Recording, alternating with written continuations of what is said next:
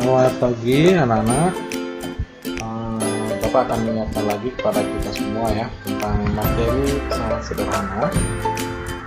Semoga kalian bisa lebih mengulang lagi ya video pembelajaran ini sehingga kalian bisa diingatkan lagi agar lebih paham lagi dalam pembelajarannya ya. Baik, kita akan bahas tentang pesawat sederhana ya. Tujuan pembelajarannya adalah menjelaskan konsep usaha menggunakan pesawat sederhana. Yang kedua, menjelaskan contoh-contoh pesawat sederhana untuk meringankan usaha. Ya, yang pertama tentang usaha. Usaha adalah banyaknya energi yang berubah dari bentuk yang satu ke bentuk yang lain.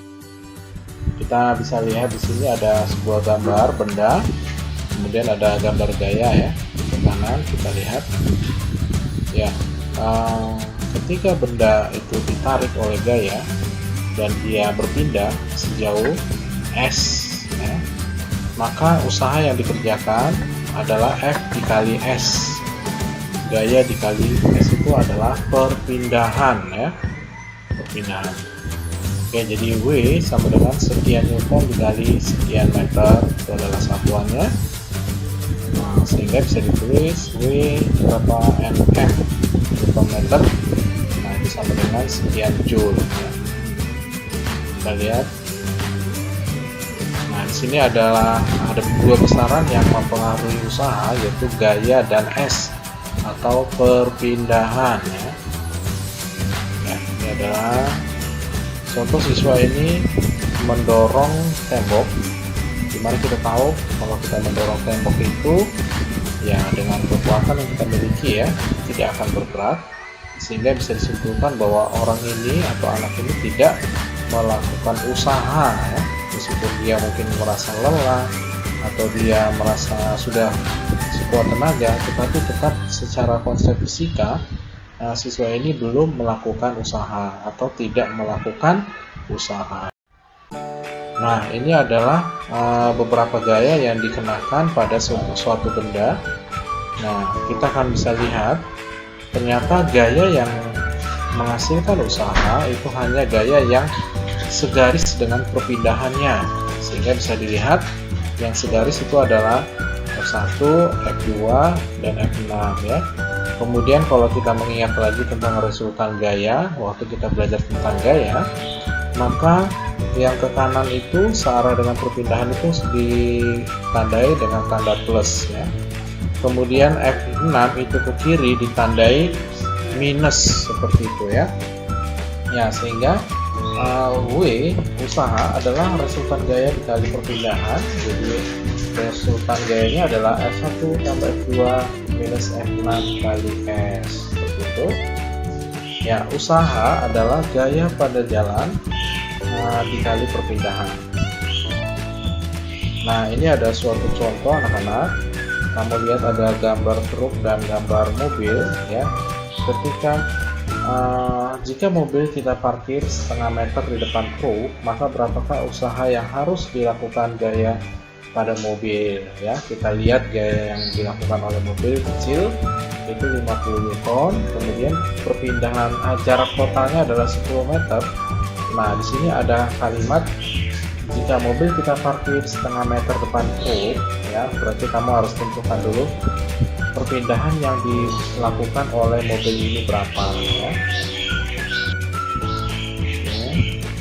Sehingga kita tulis diketahui gayanya adalah F 50 Newton, perpindahannya 9,5 ya. Dari mana? Yaitu dari 10 meter dikurangi 0,5 meter ya, sehingga perpindahannya adalah 9,5 meter. Nah, ditanya adalah W itu usaha tadi ya.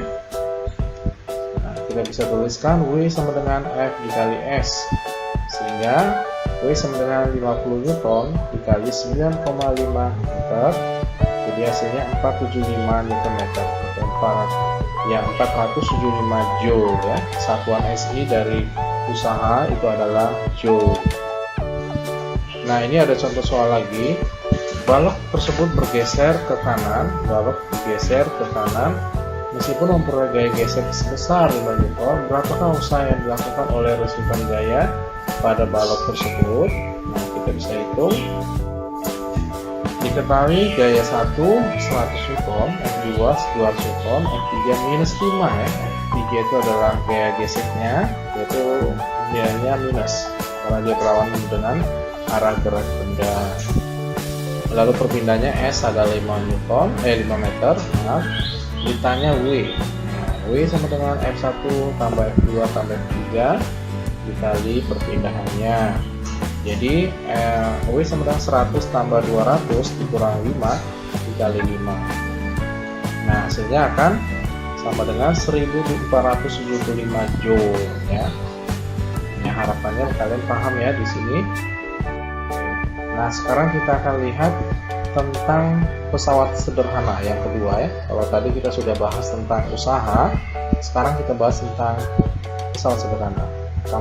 Kalian bisa lihat di sini ada gambar 3 orang anak ya. Yang pertama dia menarik paku, kedua bisa mencoba membuka tutup botol, yang ketiga menaikkan benda ke atas truk.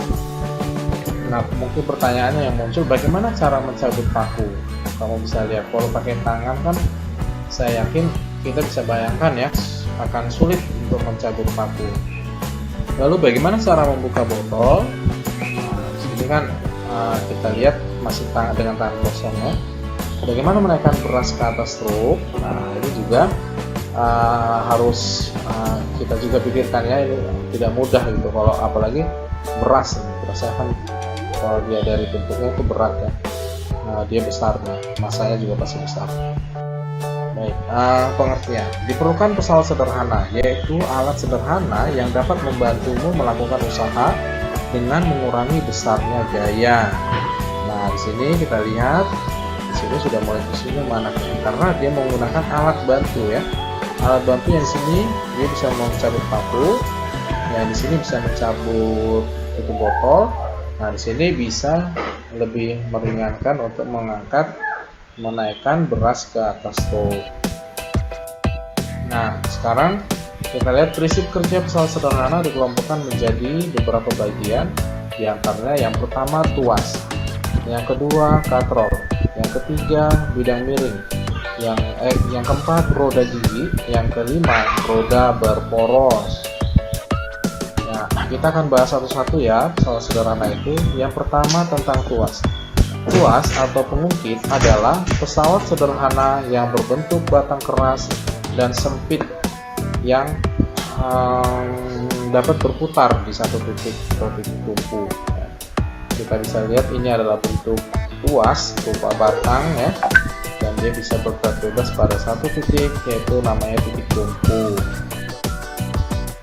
Ya, bagian-bagian tuas, berat beban yang akan diangkat disebut berat beban ya, W gampangnya.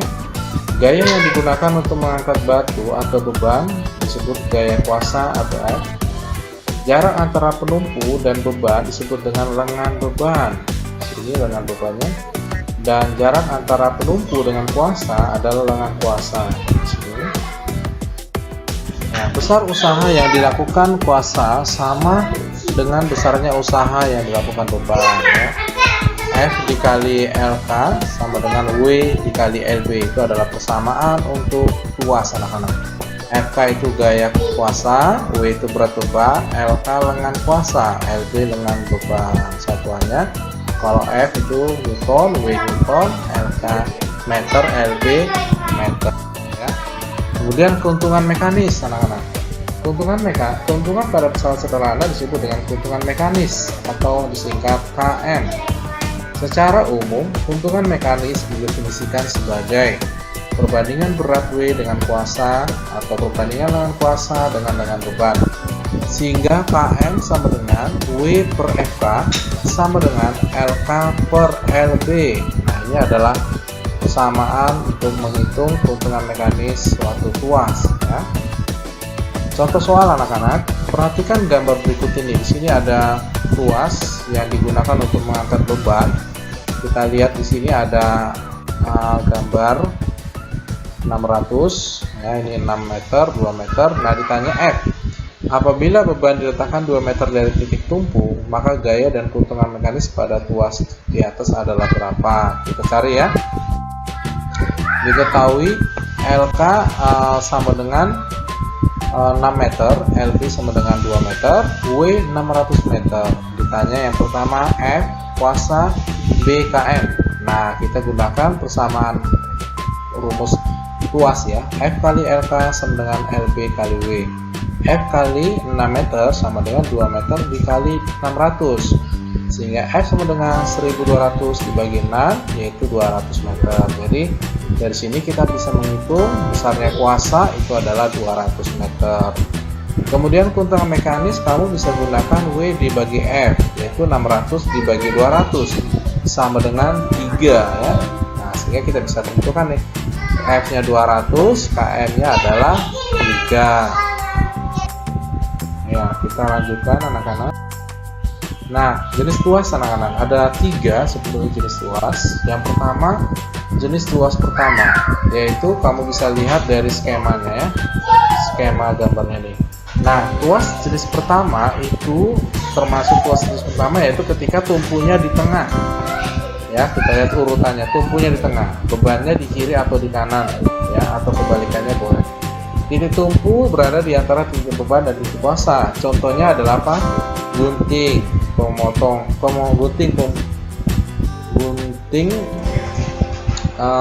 gunting kuku ya, tang, lalu linggis. Nah itu adalah tuas pertama. Tuas jenis kedua itu adalah ketika bebannya di tengah ya, posisinya. Nah tumpu di kiri atau di kanan, gaya di kiri. Contoh ya, contoh tuas jenis ini adalah beroda 1, pemotong kertas, pembuka tutup kaleng, pembuka tutup botol, dan pemotong kertas. Nah ini contoh tuas jenis kedua. Tuas jenis ketiga yaitu ketika kuasanya ada di tengah ya. Nah kuasa ada di tengah. Contoh tuas ini adalah pinset, alat pancing, dan skop. Nah, kalian bisa bayangkan ya, kuasanya ada di tengah, itu berarti dia tuas jenis ketiga. Nah ini adalah contoh soal ya. Seorang anak sedang mengukir sebuah batu seperti gambar. Tentukan gaya yang diperlukan anak seperti gambar. Perhatikan gambar di samping. Untuk menahan beban 600 Newton agar berada pada posisi seimbang, tentukan besar gaya F yang harus diberikan. Seperti ini contoh soal yang kedua. Nanti bisa kalian coba-coba di rumah ya. Semoga batu memiliki berat 500 Newton. Batu tersebut ingin dipindahkan dengan menggunakan batang besi 1,5 meter sebagai pengukir. Jika panjang kuasa digunakan 1 meter, hitunglah gaya minimum yang harus dikeluarkan untuk memindahkan batu. Nah, yang kedua kita akan bahas tentang pesawat sederhana jenis kedua, yaitu katrol. Katrol digunakan untuk mengambil air atau mengangkat beban yang berat. Katrol merupakan pesawat sederhana yang terdiri dari sebuah roda beralur dengan seutas tali atau rantai yang dapat bergerak bolak-balik. Katrol dibedakan menjadi 3 jenis, yaitu katrol tunggal tetap, katrol bergerak, dan katrol berganda. Katrol tunggal tetap, ya, kita bisa lihat gambarnya, skemanya di sini. Jadi katrolnya memang dia diikat di sini ya, atau ditautkan di sini, jadi tidak bisa bergerak. Nah, ini adalah beban, ini adalah kuasa. Katrol berfungsi untuk membelokkan gaya sehingga berat beban tetap sama dengan gaya kuasanya, tetapi dapat dilakukan dengan mudah. Oleh karena LK sama dengan AC, kalian bisa lihat di sini AC, dan LB adalah AB. LB karena dia memang yang terhubung dengan beban ya. Kalau ini terhubung dengan kuasa, berarti kuasa kan? Serta LK sama dengan LB karena dia memang lingkaran, berarti dia sama ya, jari-jari dia. F dan FK sama dengan W, sehingga keuntungan mekanisnya adalah W bagi FK sama dengan LK bagi LB sama dengan AB per AC, jadi 1 ya.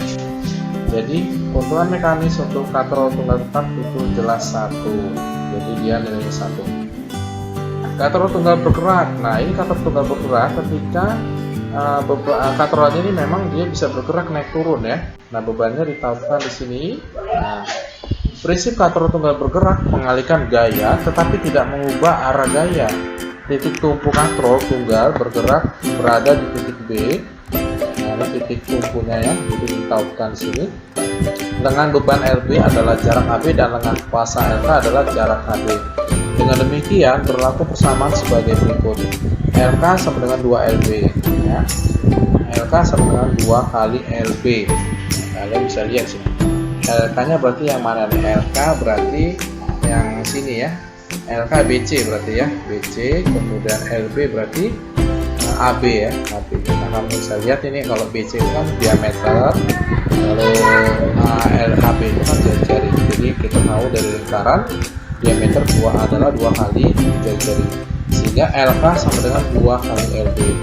Jadi keuntungan mekanis katrol tunggal bergerak adalah KM sama dengan W dibagi LK sama dengan LK bagi LB sama dengan 2 ya.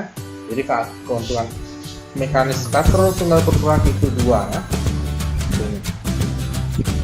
Nah, kalau kamu lihat sini nih berarti katrol jenis apa ya? Katrol tunggal bergerak ya, ini bisa bergerak. Itu ini adalah pemanfaatan katrol. Jadi dalam kehidupan kita itu memang banyak manfaat dari katrol ya.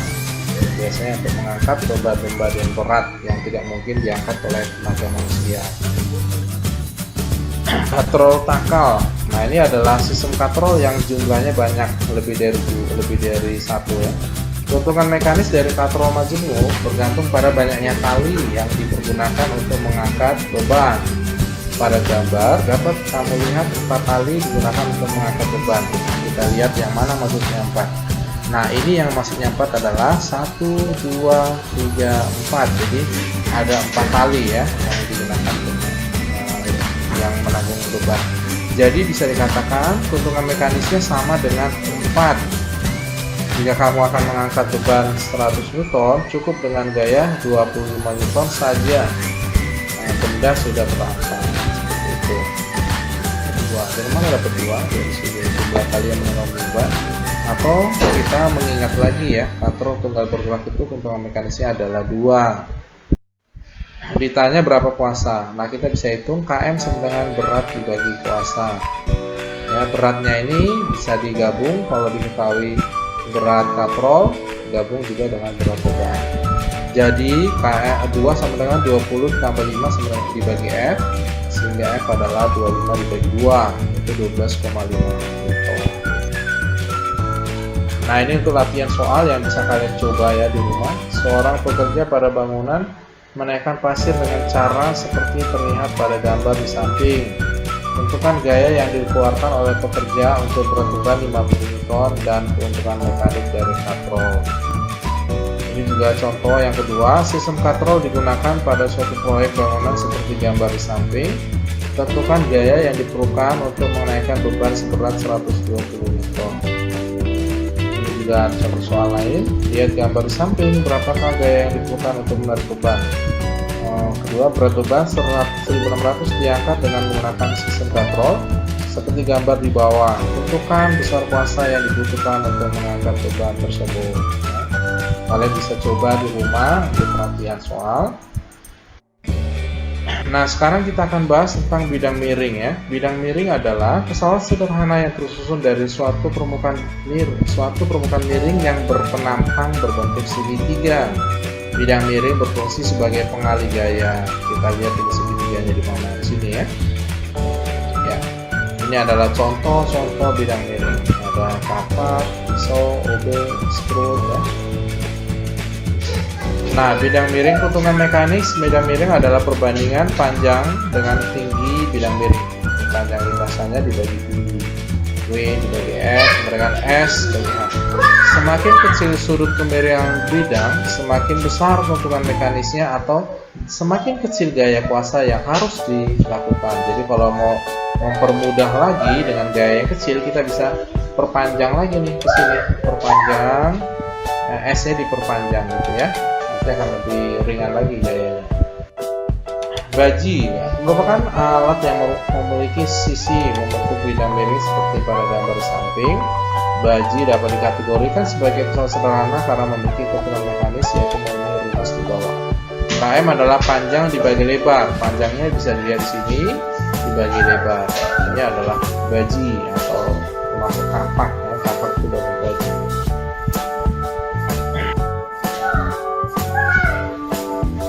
Oke, ini adalah skrup, merupakan sebuah bidang miring yang didirikan pada sebuah kerucut seperti pada gambar di samping ya.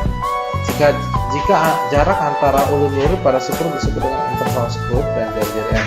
Keuntungan mekaniknya memenuhi rumus berikut. KM adalah keliling skrup dibagi interval skrup. Jadi 2πr dibagi D. Contoh soal, sebuah skrup mempunyai panjang uliran 12 cm terbagi atas 48 uliran. Jika jari-jari skrup itu 1,54 cm, berapakah keuntungan mekanis skrup tersebut? Tahu ya? Mungkin gambarnya kurang bisa bayangkan ya. Oke, diketahui W berarti beratnya adalah 8.000 Newton, S nya 5 meter, H nya 2 meter, ditanya berapa F. Kita pakai rumus ini, W dibagi F sama dengan S bagi H ya, sehingga didapat F sama dengan 16.000 dibagi 5 meter sama dengan 3.200 Newton. Seperti ini ya, mudah-mudahan kalian paham ya dengan pembahasan ini. Nah, ini bisa jadi latihan soal. Sebuah kardus berisi buku seberat 600 Newton ingin dipindahkan ke atas sebuah meja dengan tinggi 1 meter jika pada saat memindahkannya digunakan papan miring dengan panjang 3 meter. Berapakah gaya dorong minimal yang dibutuhkan untuk memindahkan kardus tersebut? Nah, ini juga latihan soal. Seorang pekerja hendak menaikkan sebuah lemari besi ke bak belakang truk dengan menggunakan bidang miring seperti gambar di atas. Jika massa almari 120 kg dan kecepatan gravitasi 10 meter per second kuadrat, tentukan A. Gaya minimal yang diperlukan pekerja untuk menaikkan lemari, B. Keuntungan mekanik bidang. Nah, ini adalah contoh soal untuk modifikasi antara katrol dan bidang miring ya. Seorang anak memodifikasi sebuah katrol dan bidang miring untuk menaikkan sebuah balok seperti terlihat pada gambar berikut. Tentukan gaya yang diperlukan anak untuk menaikkan balok, keuntungan mekanik sistem katrol dan bidang miring. Ini ada roda gigi, pesawat sederhana jenis keempat. Roda gigi adalah sepasang roda bergigi yang saling berhubungan, sehingga sepasang roda bergigi tersebut dapat digunakan untuk menambah atau mengurangi gaya. Di samping mengubah besar dan arah kecepatan putaran, roda gigi besar memberikan gaya yang lebih besar sehingga gaya kuasa yang diperlukan lebih kecil tetapi kecepatan putaran lebih lambat. Sebaliknya, roda gigi kecil memberikan kecepatan putaran lebih cepat namun gaya yang dihasilkan lebih kecil sehingga diperlukan gaya kuasa yang lebih besar. Nah, ini roda berporos. Roda berporos adalah pesawat sederhana yang terdiri dari sebuah roda, alat pemutar yang dihubungkan dengan gandar yang dapat berputar bersama-sama. Keuntungan mekanis roda berporos KM adalah jari-jari roda dibagi jari-jari gandar sama dengan R besar dibagi R kecil sama dengan W dibagi F. Contoh penggunaan roda berporos adalah setir mobil, gear kapal, roda sepeda, roda kendaraan bermotor, dan gerinda. Ya, 60 itu dari diameter, 10 dibagi 2 sama dengan 30 cm. R kecil adalah 20 dibagi 2 sama dengan 10 cm. W adalah 120 Newton, ditanya km. Lalu F.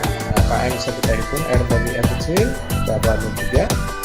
Jadi F sama dengan W dibagi km, 120 dibagi 3 adalah 40